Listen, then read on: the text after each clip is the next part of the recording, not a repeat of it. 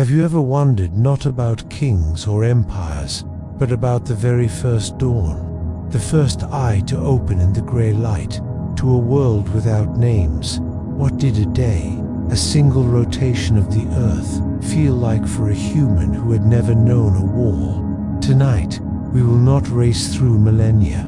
We will inhabit a single day. From the first stirring to the last ember's glow, we will move at the speed of moss growing on stone. This is a history of stillness. Our setting is a valley in what will one day be called France. The year is approximately 25,000 years before the present. The people are of the Grevetian culture. They are asterisk, Homo sapiens asterisk, anatomically identical to you and I, but their clock is not made of hands. It is made of light and shadow and hunger, the creeping of the light. It begins not with an alarm, but with a deepening of cold. An hour before any hint of sun, the world reaches its coldest point. The air is still. Inside a shallow rock shelter, draped with furs, a body shifts. It is not a sudden waking. It is a slow surfacing from the depths of sleep, pulled up by the gnawing chill on a cheek exposed to the air. The mind returns first to the body, the stiffness in his shoulder from lying on packed earth, the weight of fur, the warmth of another back pressed close for heat. The smell is profound. Smoked leather, dried herbs, human scent, the faint sweet smell of last night's ashes. This is the sensory world. There are no abstractions upon waking, only presence. Hilitus call him colocence. This is the first and most vital act. Before moving a muscle, the ears map the safety of the world. The soft snore of his younger brother, the rhythmic breath of his mate, the faint, restless shuffle of the dogs near the shelter's mouth. Outside, the territory of sound is owned by the night, an owl's distant query, the scuttle of something small in the dry leaves, the endless, sighing conversation of the wind through the pines. All is in its place. The night holds no immediate threat. Coz's eyes open. He sees only the dark wool of the hide above him, and beyond, the slightly less black rectangle of the shelter's opening. He sees the faintest smear of ash gray beginning to bleed into the black. He calculates, without numbers. Asterisk, the long dark is loosening its grip. Not yet time to rise, but soon. Asterisk, this pre-dawn hour is a time of profound mental activity. In the silence and the dark, memory and planning unfold. He reviews the previous day's forage, the patch of bitter roots they found near the creek, now cached under stones.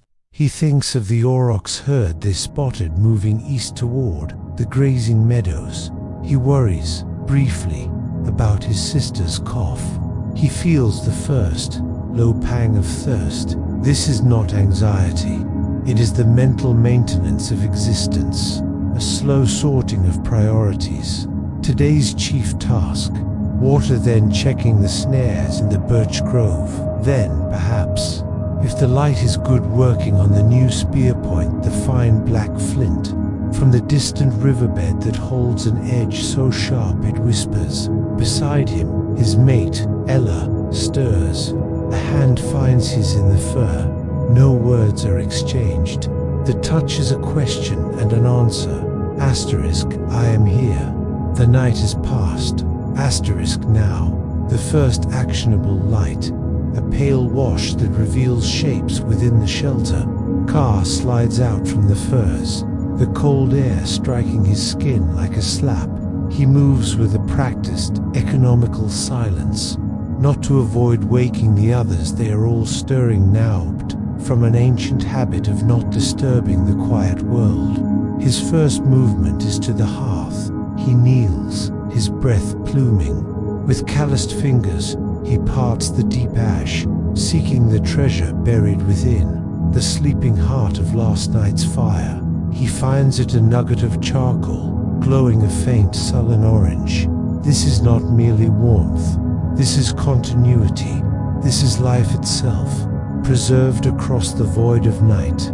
He gathers a nest of dried moss, the finest, most fibrous tinder, and lowers the ember into it. Then he brings it to his face, and with breaths so soft and controlled they are almost a ritual, he coaxes it awake. Asterisk Hue, H-U-U-U-U-U, asterisk, it is the sound of creation. A tiny point of red brightens, catches. A thread of smoke rises, sweet and pungent. A flame, no bigger than a fingernail, is born. This tiny act of nurturing a fire is the first victory of the day. It pushes back the primal fear. It says, asterisk, we persist. Asterisk, the flame is fed with slivers of resinous pine, then twigs, then a small, dry branch. Light, flickering in gold, now dances on the rock walls of the shelter. It reveals faces. Ella, sitting up, stretching. The younger brother Gar, rubbing his eyes. An older woman, say, already reaching for her digging stick. The day has officially begun. But it begins not with bustle, but with a collective, quiet orientation. They gather around the infant fire, extending hands. For long minutes, they simply exist in its presence. They may share a skin of water, passed from hand to hand. Words are few and low, a grunt, a nod, a name mentioned, the snares, the creek, and now, the sun. It floods the valley, turning the mist on the creek into drifting gold. This is the signal. The period of contemplation is over. The body's needs are urgent. The group splits, following a routine so ingrained it needs no discussion. Ka and Gar take their spears and head for the latrine area downstream, alert, scanning tracks in the soft earth. Ella and Say head to the main water saucer, clear fast-running stream, a 5-minute walk away. They carry empty bladders and a woven bag. Ella's walk is a constant scan. Her eyes are not passive. They are tools, passing the undergrowth. She notes the fresh nibble on a shoot of green, the particular pattern of a broken spiderweb, the scat of a hairfresh. This is not a search for the monumental, but for the infinitesimal data points of a living landscape. She is reading the morning news of the forest. At the stream, the work is methodical. First, they drink deeply, cupping the icy water to their faces. Then, they filled the bladders, tying them securely. But this is also a social time. As they work, they speak in soft tones about the child growing in Ella's belly, about the quality of the clay near the bend, about the strange dreams Say had of a giant bird. This is the office water cooler of the Paleolithic, the gossip of survival. Meanwhile, Ka and Gar check the snares. The first is empty, the noose undisturbed. The second holds a plump ptarmigan, its struggle already over. Ka removes it with a swift, reverent motion, smoothing its feathers. He whispers thanks to its spirit, a habit as automatic as breathing. Nothing is taken for granted, nothing is wasted. The bird is added to a sling bag.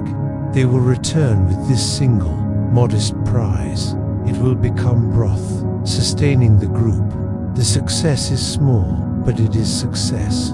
It means the patterns are holding, the world is providing. With the sun climbing toward its zenith, the tempo of life finds its first sustained rhythm. The immediate needs, warmth, water, a first bit of food are met.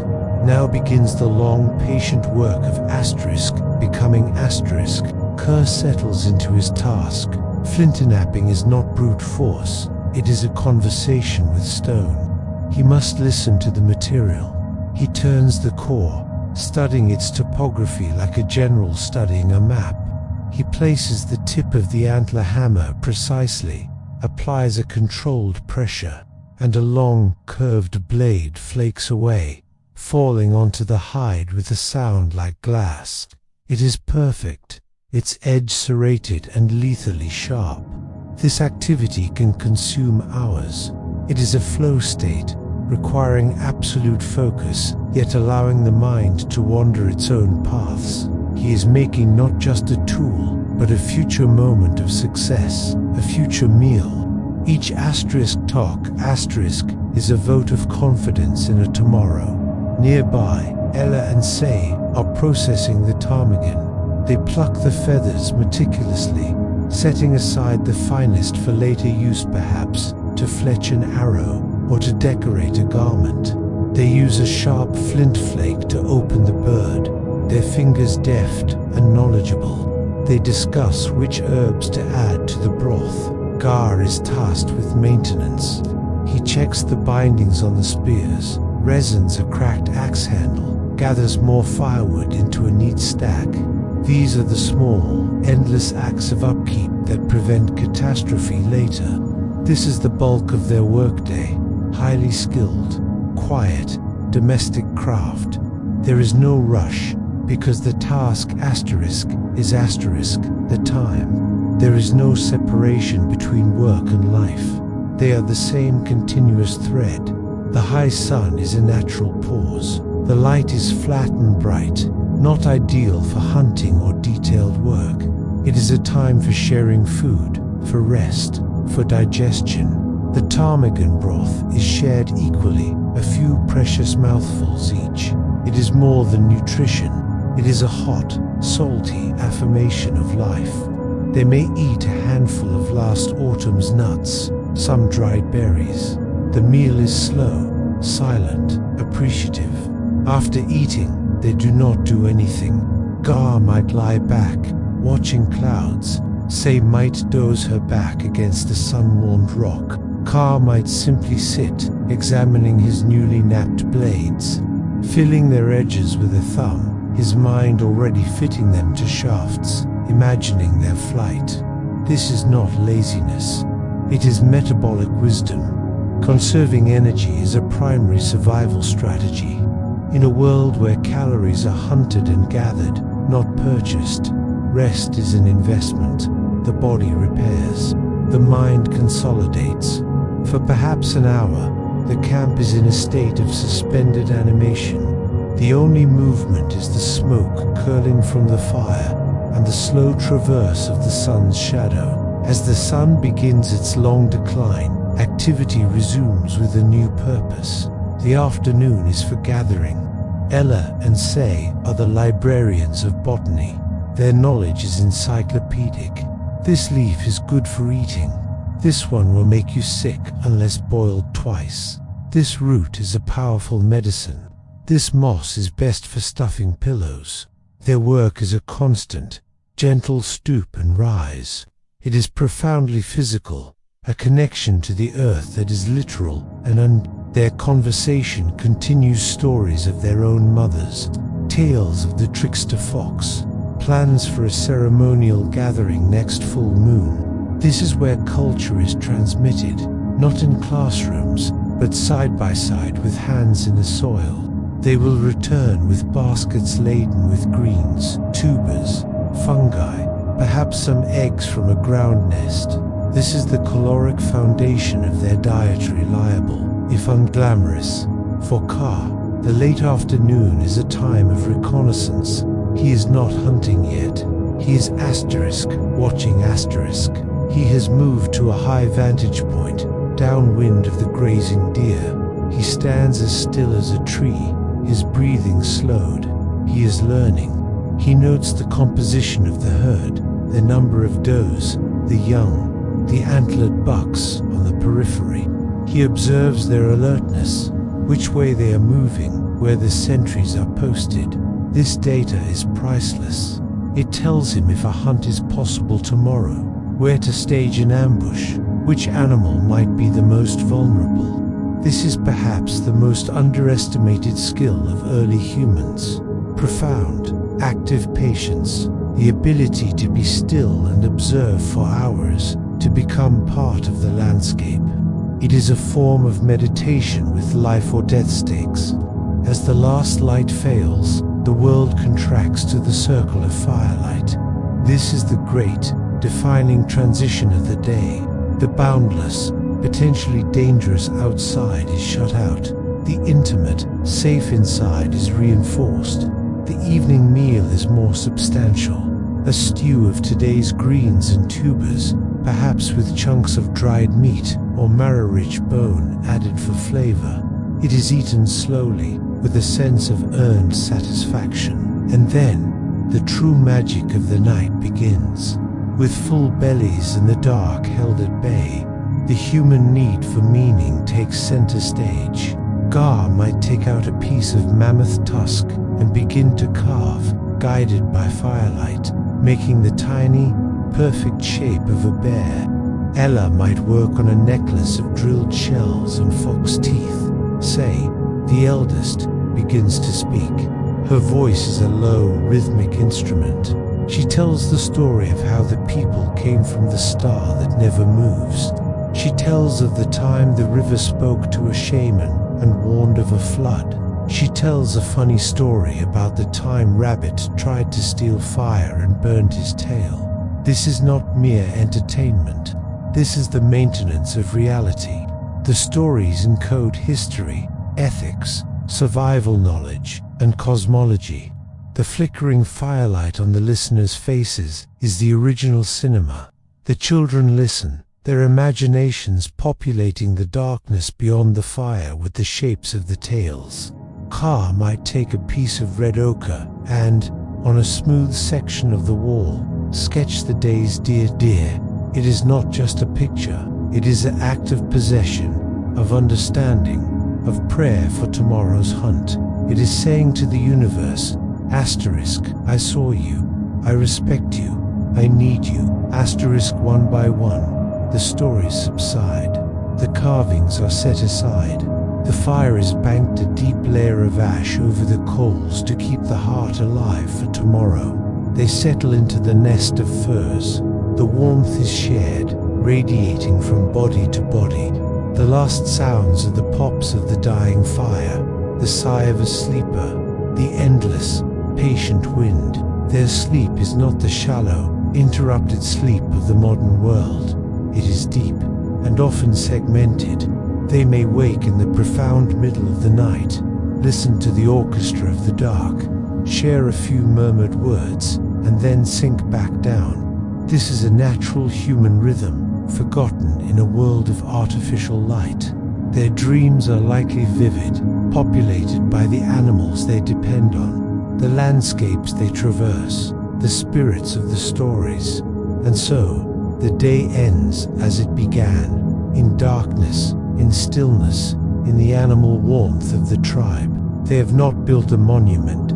They have not written a law. They have not conquered a foe. They have done something far more profound. They have persisted. They have paid exquisite attention. They have tended the flame. They have lived a full human day. Tomorrow, the hunt. In our last chronicle, we witness the gentle persistence of a day, the nurturing of the ember, the patient craft, the quiet foraging. But life in the deep past was not a single, tranquil note. It was a rhythm of tension and release, of waiting and pursuing. The quiet day we observed was, in many ways, the preparation, the gathering of strength, the sharpening of focus. Tonight, we follow the thread of that preparation to its logical, visceral conclusion, the act that dominated the imagination and the risk calculus of early life, not a daily event, but the event around which days revolved, a day of heightened senses, of coiled energy, of ancient partnership and profound consequence. The hunt begins not at dawn, but in the silent hours before it. Car is awake, not from cold, but from a pressure behind his eyes.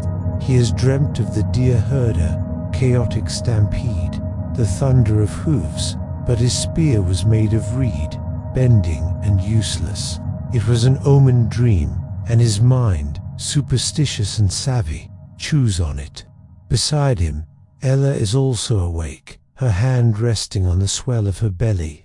She feels the restlessness in him, the slight tension in his muscles. She does not speak. She simply presses her forehead between his shoulder blades, a silent transfer of steadiness. The hunt is not his alone. Its success or failure is a weight borne by the entire group. Her foraging, says medicine, Gar's tool mending, all of it, is the foundation that allows him the freedom to take this risk. The silence between them is a conversation of mutual debt. Outside, a light rain begins to fall. A soft patter on the hides over the entrance. Gar listens. Rain means softened earth, quieter footsteps, but it also means blurred tracks and a cold that seeps into the bones, sapping endurance. The world is offering an advantage and a price. He accepts both. The morning fire is lit with a new solemnity. The broth they share is hotter, spiced with a pinch of a sharp, stimulant herb, say pravidza, primitive caffeine. Few words are spoken. The ones that are specific. Gar and Gar check their gear with a forensic attention. They examine every sinew binding on their spears and spear throwers. They test the edge of each flint point with a thumb, not for sharpness that is assumed, but for its spirit, its willingness to bite. They rub their bodies with ash and crushed pine needles, a crude camouflage to break their human scent and outline. Ella prepares a pouch of travel food, dried meat pounded with fat and berries into an energy-dense cake. She hands it to Gar, their fingers lingering. Her expression is not one of worry, but of focus, mirroring his own. She is sending a piece of the hearth's security with him. Say, the ritual keeper approaches. In her hand is a small shell filled with red ochre paste. She dips her thumb and draws a short line down Gar's forehead, another across Gar's chest. Swift feet, she murmurs. Seeing eyes.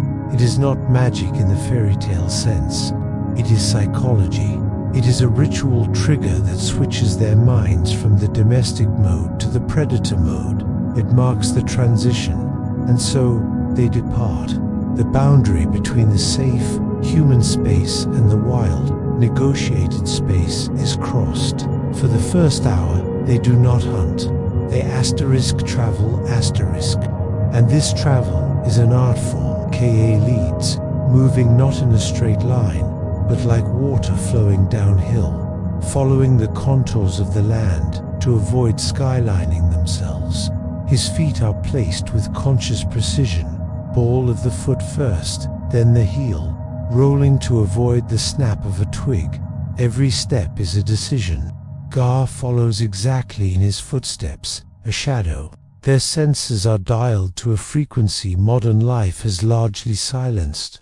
Their vision is not a broad gaze, but a series of targeted scans. They don't look for the deer. They look for the disruption. The deer causes a flicker of movement against the pattern of trees, a shape that is too straight, the wrong shade of brown. Their hearing is panoramic. They filter out the constant background, the wind. The distant Cree can't listen for the anomaly. The crisp snap of a branch not broken by the wind. The delicate crunch of a hoof on dry leaves. And their smell. They read the air like a newspaper. The damp, green smell of moss. The sharp tang of disturbed earth where a boar has rooted. And then a faint, musky, sweet odor, the scent of deer, carried on a wayward breeze. Gar freezes 3 steps behind. They become part of the forest's furniture. The track is a revelation, a perfect, heart-shaped cleft in the black earth, filled with rainwater. Gar studies it like a scholar deciphers a sacred text. The dew around the edges hasn't yet evaporated, fresh, within the hour.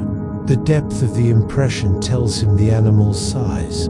The splay of the toes suggests it was moving at a trot. The direction points toward the meadow where he observed them yesterday. He looks up, meets Gar's eyes, and gives a slow, deliberate nod. The quarry is near. The phase of pursuit is over. Now begins the phase of the stalk. This is the most mentally and physically exhausting part. They must close the distance without triggering the herd's legendary alertness.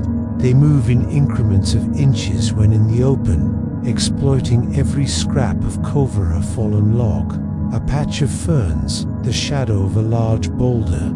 Their heart rates are elevated, but their breathing is controlled through the nose, silent. Adrenaline is present, but it is channeled, harnessed. It is the fuel for their hyper-awareness. Time distorts. Minutes feel like hours. A cramp in a leg is ignored. An insect crawling on her neck is tolerated. The entire universe contracts to the space between them and the unaware herd, now just 50 paces ahead, visible in glimpses through the trees.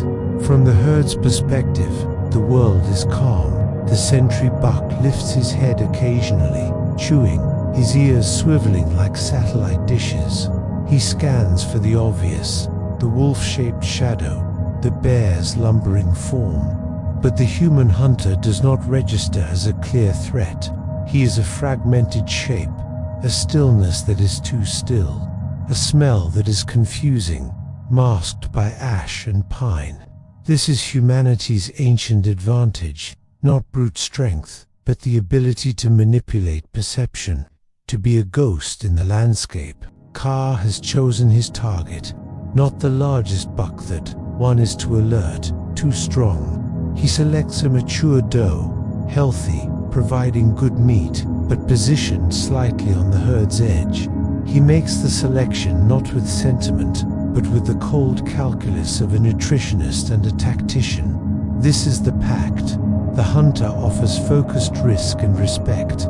The prey offers its life for the continuation of his people. It is the fundamental transaction of the ancient world. Slowly, impossibly slowly, Kaa rises to a kneeling position behind a thick juniper bush.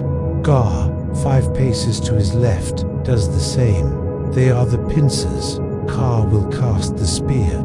Gar's role is to be ready with the second throw if the first fails, or to intercept if the wounded animal bolts in his direction.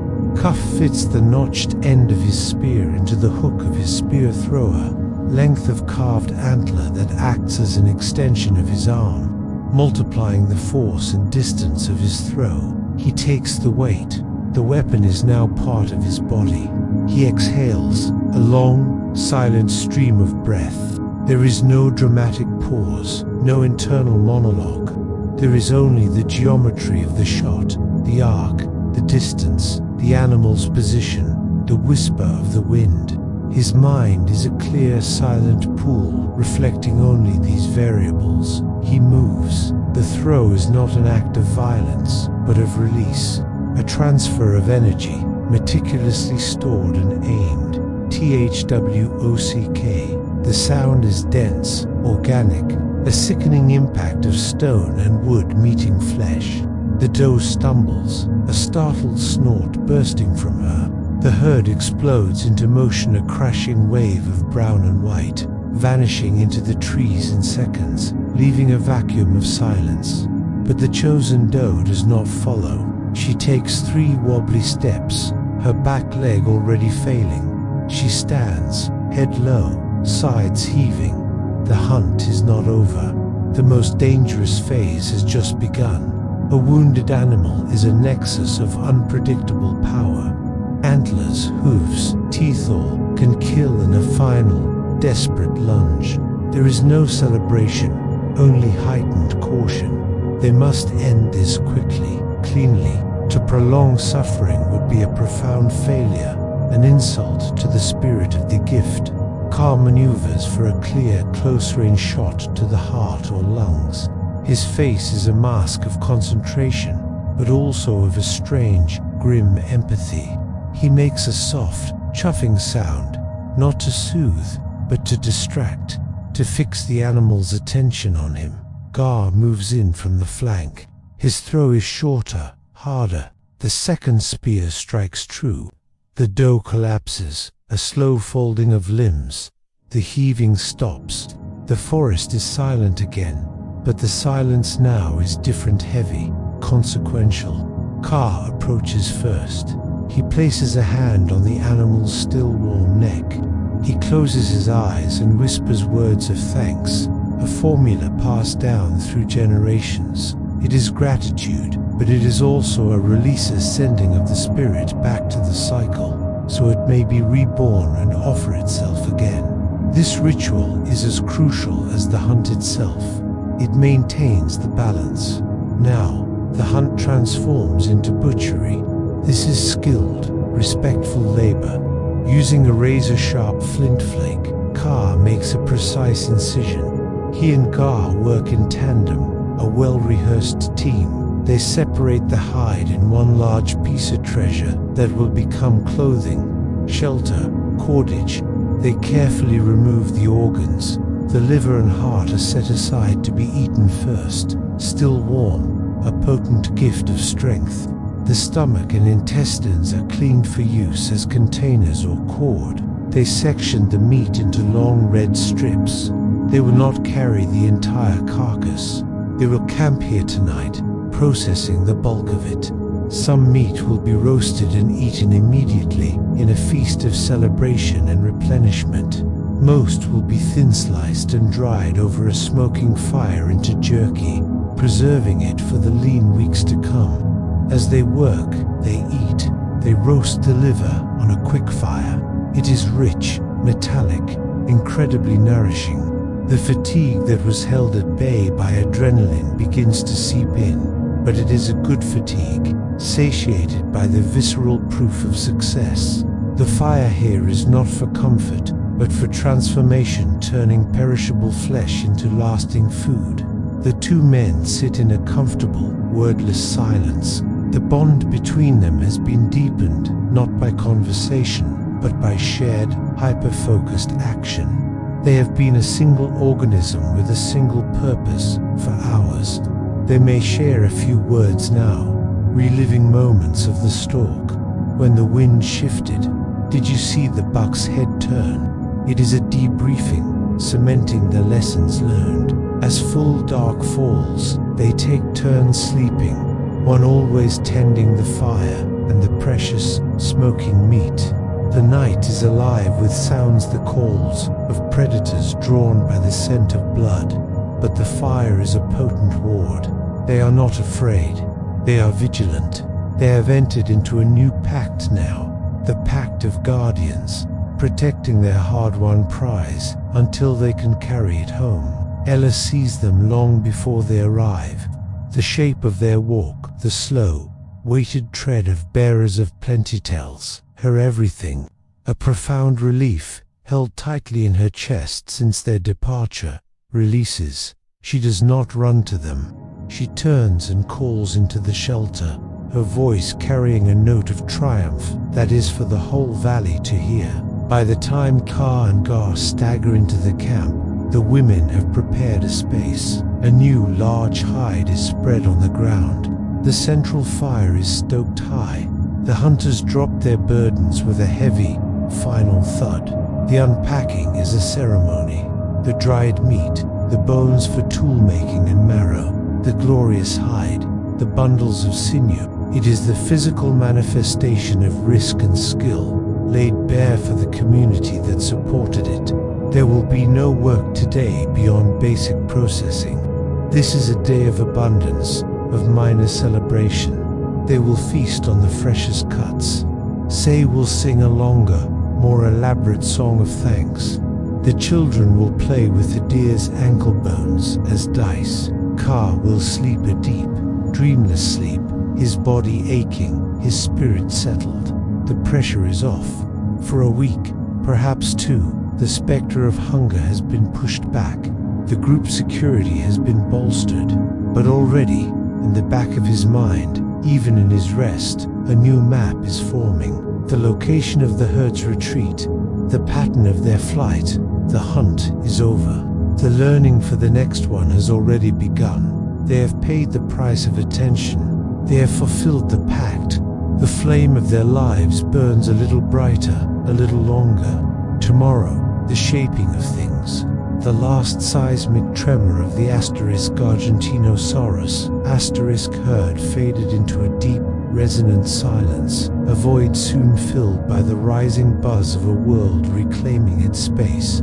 For the creatures of the shadow realm, the domain beneath the ferns, below the knee joints of titans.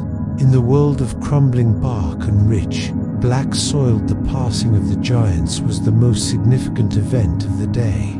It was not a moment of terror, but of transformation. The forest floor, once a dense tapestry of rotting leaves and complex roots, was now a landscape of apocalyptic upheaval. Craters the size of small ponds, with steep crumbling walls of exposed clay and shattered stone, marked the Titan's path. These were not mere footprints. They were new ecosystems born in an instant, and the Shadow Realm rushed to colonize them. The first explorer was a darting, nervous creature, no larger than a modern turkey, an Alvarezorus asterisk, covered in a coat of rudimentary feathers that gave it a scruffy, agile appearance. It had watched the herd pass from the safety of a giant cycad, and now it sprinted down into the nearest footprint canyon. The air here was different, cooler, damper, rich with the smell of torn earth.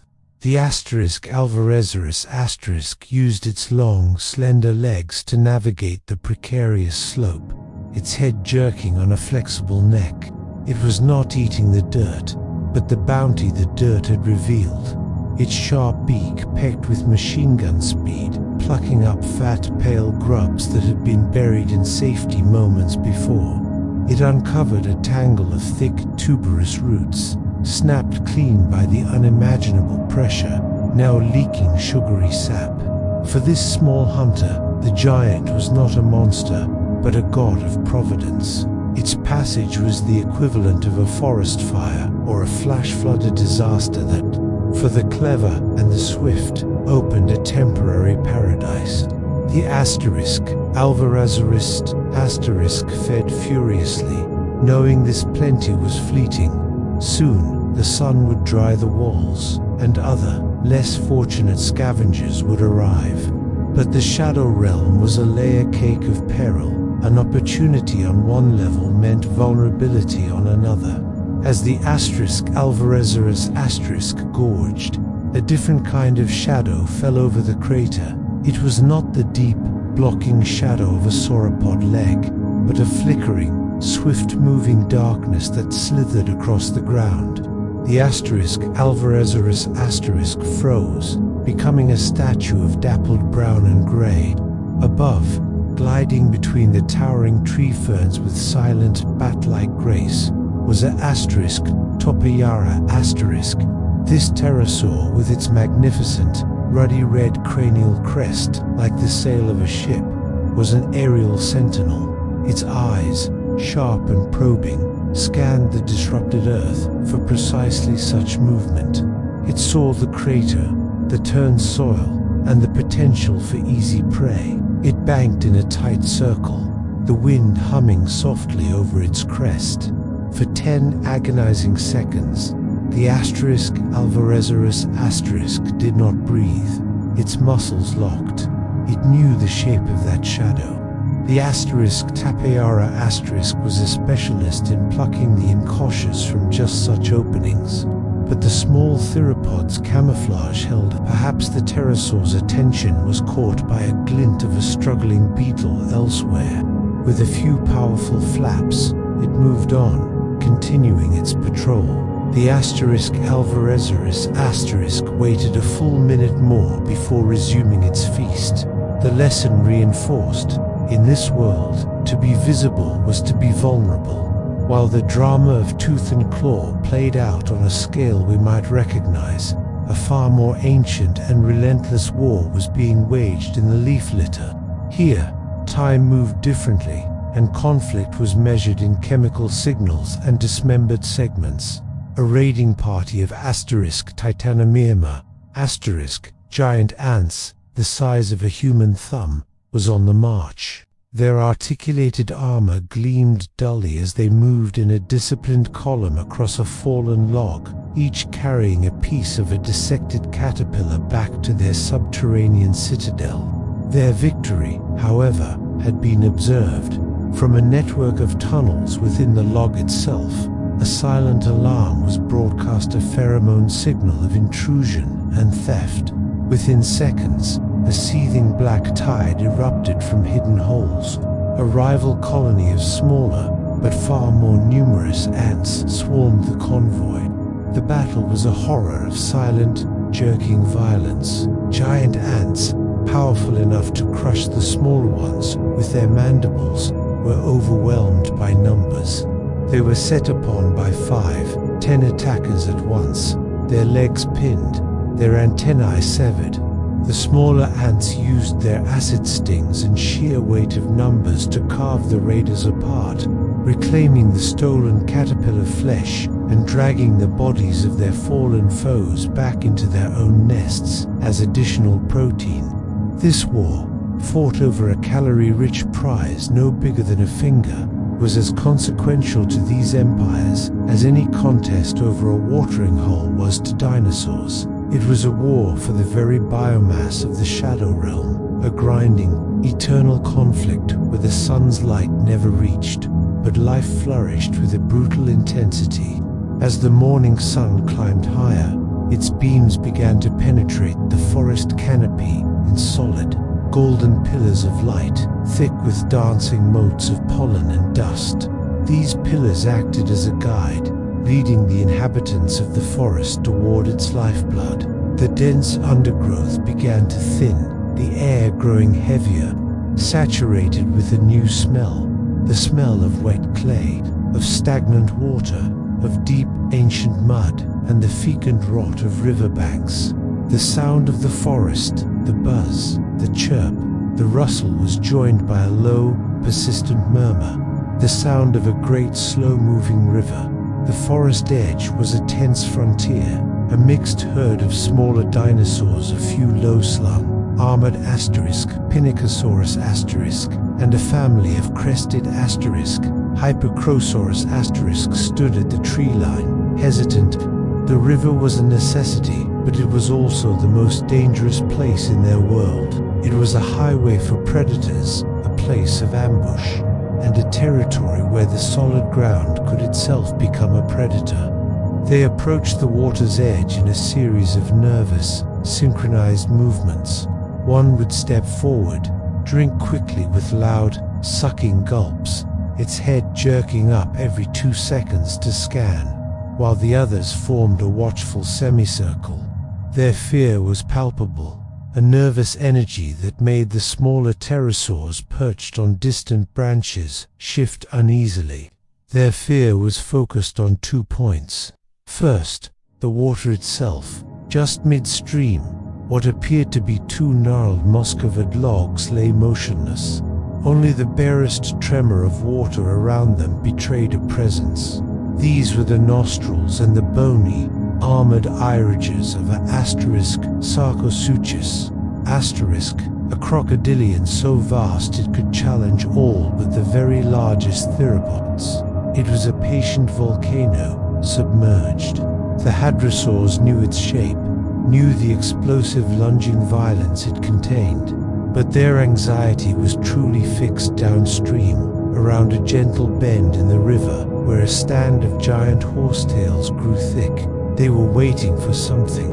A silence descended on the herd, deeper than before. The buzzing insects seemed to quieten. Even the asterisk, Sarcosuchus asterisk, sank an imperceptible fraction lower in the water. It came not with a roar to shake the trees, but with a sound that was somehow more intimidating in its casual power. A low, resonant asterisk, huff asterisk, like the exhaust of a massive bellows. It was the sound of a large predator clearing its nasal passages, a sound that carried absolute confidence. From the concealed inlets shrouded by horsetails, the true master of the riverbank emerged. Ah, Giganotosaurus. It did not slink from cover like an ambusher. It simply walked out into the shallows, its progress deliberate, unstoppable. It was a creature of the open, built for a different kind of hunt. Its frame was lighter than the more famous asterisk Tyrannosaurus asterisk, but longer, a body built for covering ground. It regarded the frozen herd for a moment, its eyes dark and intelligent, calculating but dismissing them. This was not the time for such small game. Without a hint of haste, it pushed deeper into the river and began to swim. Its powerful tail, moving side to side in great sweeping strokes, propelled it through the brown water with terrifying efficiency.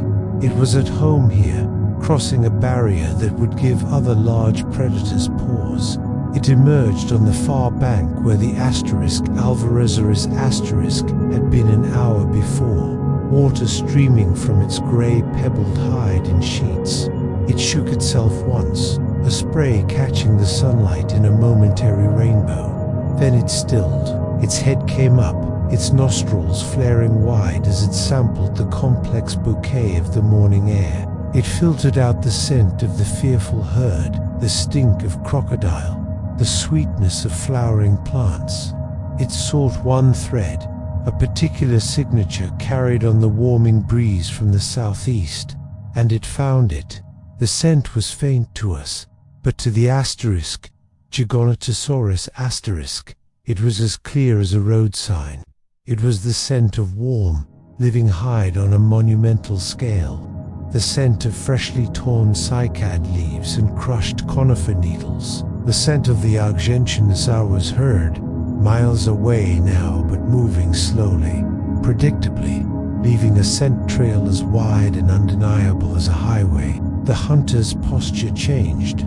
A purpose settled over it, a focus so intense it seemed to draw the very sunlight toward its form. It turned its gaze inland, up the game trail that paralleled the river.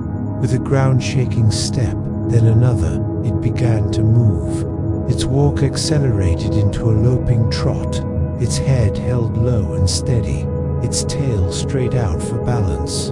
Within moments, the trot became a runner-distance-seating, relentless gallop that spoke not of a sudden sprint, but of an engine settling into its cruising speed. It was not running in blind rage. It was running with the grim, efficient certainty of a guided missile. It was following a promise written in molecules on the air, a promise of the greatest feast this sun-drenched world could offer. Back at the river, the hadrosaurs finally exhaled, bursting into a chorus of low, honking calls as they drank deeply. The immediate danger passed. The asterisk Sarcosuchus asterisk sank back beneath the surface, its patience infinite. The shadow realm's tiny dramas of ant wars and insect hunts continued unabated, oblivious to the larger fate now in motion. The sun, nearing its apex, ruled with a blinding, impartial eye. It warmed the backs of the browsing titans, ignorant in their leafy cathedral. It baked the river mud, and it shone down on the relentless gray-skinned hunter, now flowing through the forest like a river of sinew and intent, connecting, with fatal inevitability, the shadow realm to the realm of the giants. The clock, wound at dawn, was now ticking towards the run of the asterisk Giganotosaurus asterisk was not a mindless charge. It was a calculated, energy-efficient traversal of a landscape it knew in its bones.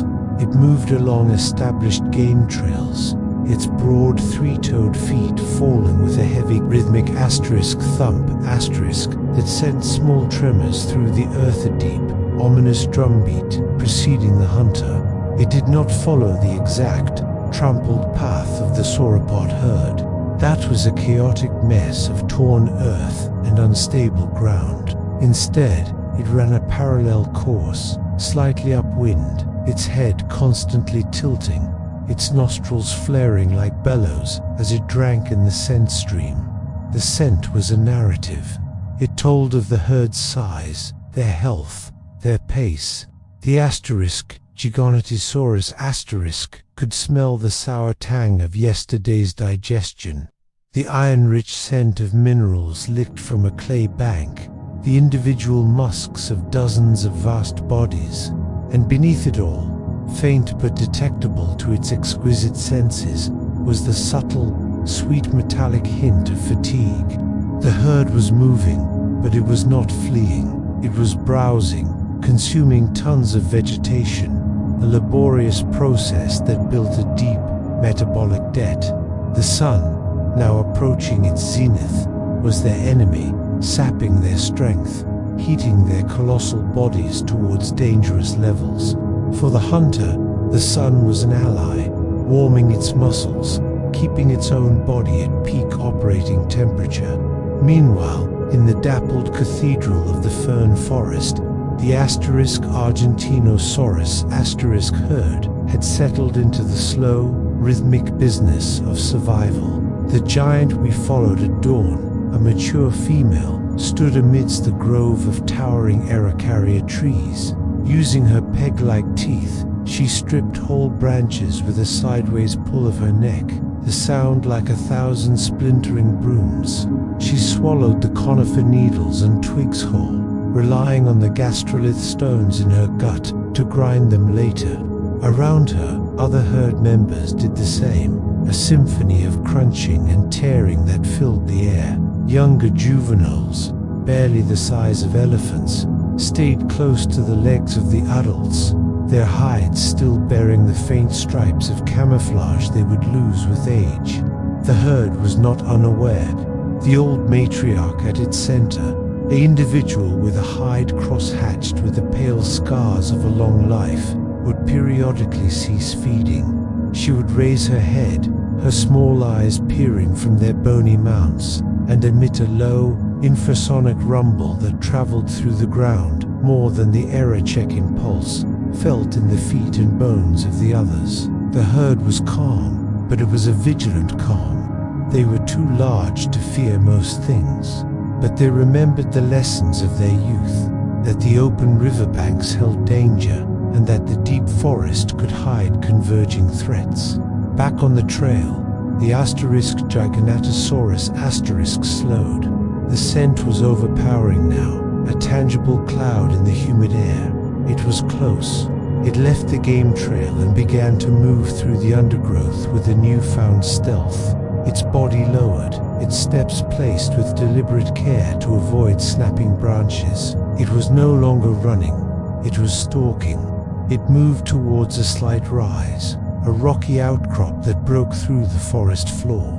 From this vantage, it would be able to see, through a screen of giant ferns. The hunter's gaze found its target. The herd was spread out over several acres, a living landscape of gray and brown. The Giganotosaurus did not look at the massive adults in the center. Its eyes, with the cold selectivity of a surgeon, scanned the periphery. It sought the outlier, the vulnerable, a sick individual lagging behind, an overly adventurous juvenile straying just a few critical yards from the protective forest of adult legs, a mother distracted by the needs of a newborn. It saw its opportunity.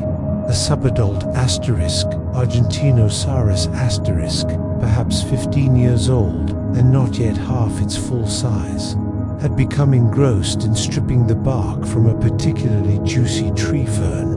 In its focus, it had ambled 30 yards from the nearest adult, a distance negligible in normal times, but now a yawning chasm. The Giganotosaurus assessed the wind, the terrain, the angles of attack. It did not simply leap out. This was a coordinated hunt. From the forest to the south, another shape emerged. A second Giganotosaurus slightly smaller, its hide bearing the marks of a recent fight. They did not vocalize to each other. A mere flick of the head, a shift in posture, and a plan was communicated. They were a coalition, likely siblings, who had hunted together for years. They understood that to take down even a young titan required precision, coordination, and the exploitation of a very specific kind of panic. The smaller ones circled downwind, its movement hidden by a thick stand of cycads. Its job was to initiate. The larger one, our hunter from the river, held its position on the rise, muscles coiled like springs. The attack began not with a roar, but with a sudden terrifying burst of speed from the smaller hunter. It exploded from the cycads in a blur of grey, not heading directly for the subadult, but between it and the main herd. It screamed as it ran a high, piercing, raptor-like shriek designed not to intimidate the prey, but to terrify it into a fatal decision. The effect was instantaneous. The young Argentinosaurus jerked its head up, its eyes wide with panic. The adult herd reacted, a wave of alarm rippling through them. The matriarch bellowed a deep warning note, but in its terror, the subadult made the wrong choice. Instead of charging toward the safety of the herd, directly past the attacker, a move that would have used its bulk as a shield. It spun away from the screaming predator, away from the herd. It ran directly into the clearing, towards the rocky outcrop. This was the trap. As the young titan thundered past, the larger Giganotosaurus launched itself from its hiding place. It did not leap onto the back. That was a fantasy for smaller prey. It came in low and fast, aiming for the Achilles heel of all titans, the legs. As the sauropod's massive rear legs swung forward, the hunter's jaws, filled with blade-like teeth, over 8 inches long, slammed shut just above the ankle joint. The sound was a sickening crunch-thud like a tree snapping under a landslide. The Argentinosaurus screamed a sound of pure, alien agony that ripped through the forest, silencing every bird and insect for miles.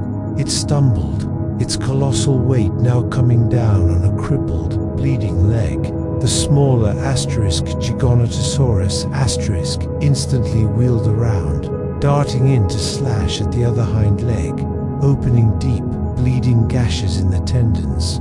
The hunt was over. The kill had begun. It was not quick. The great, wounded animal crashed to its side, its body flattening a small grove of tree ferns. It struggled, its neck flailing, its tail whipping in devastating arcs that forced the predators to stay wary. But the damage was done. The hunters began their work, not with a final killing bite to the throat, a neck too thick, too high, but with a methodical, gruesome process of exsanguination and shock. They tore at the wounds they had made, widening them, their jaws and snouts becoming slick with blood. The rest of the herd, after a moment of panicked trumpeting, began to move away. The matriarch's calls changed from alarm to a somber, rumbling dirge. They could not save the fallen. Their strategy was the cold arithmetic of the species.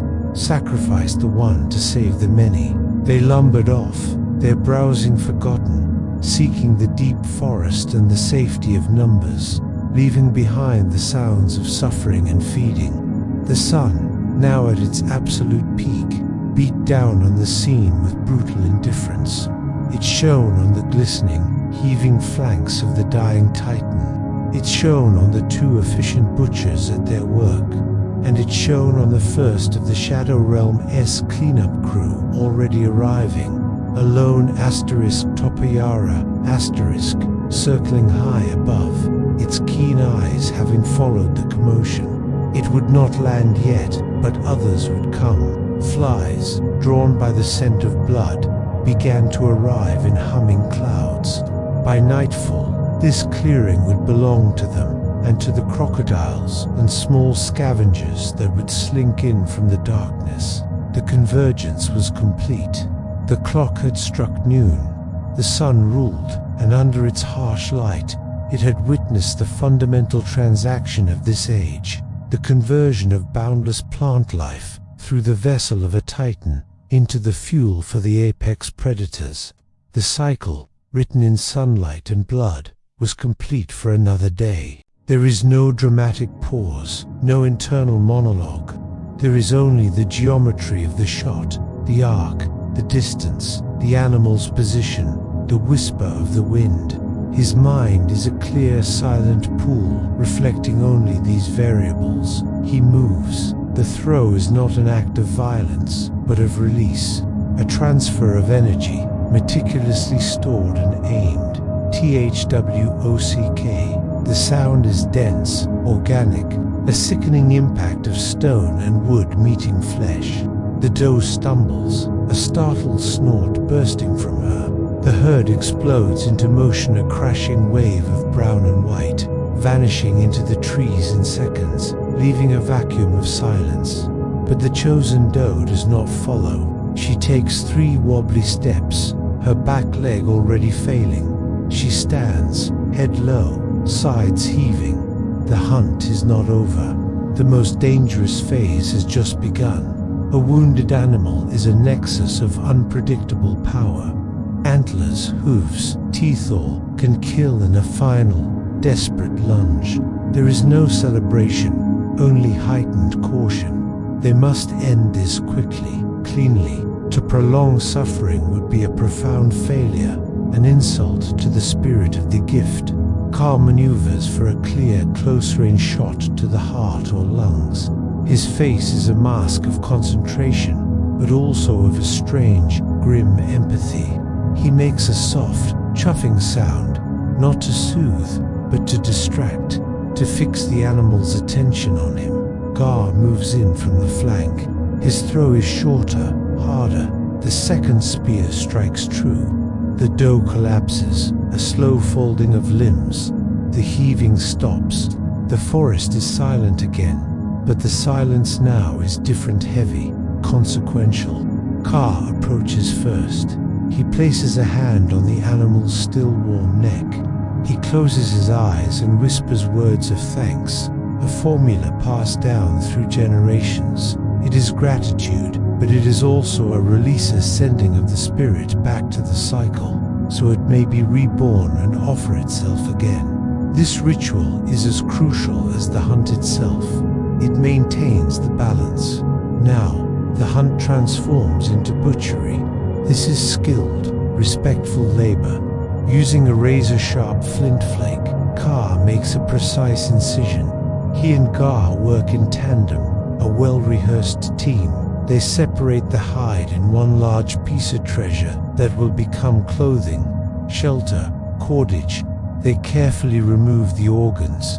The liver and heart are set aside to be eaten first, still warm, a potent gift of strength.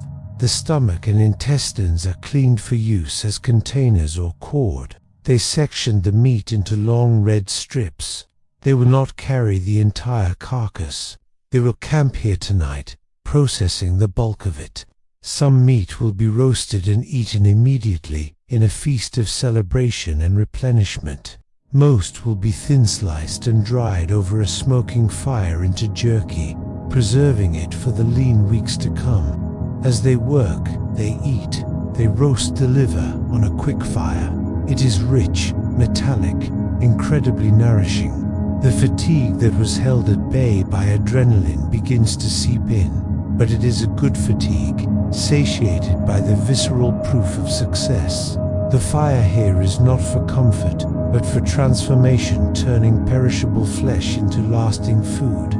The 2 men sit in a comfortable, wordless silence. The bond between them has been deepened, not by conversation, but by shared, hyper-focused action. They have been a single organism with a single purpose for hours. They may share a few words now, reliving moments of the stalk, when the wind shifted.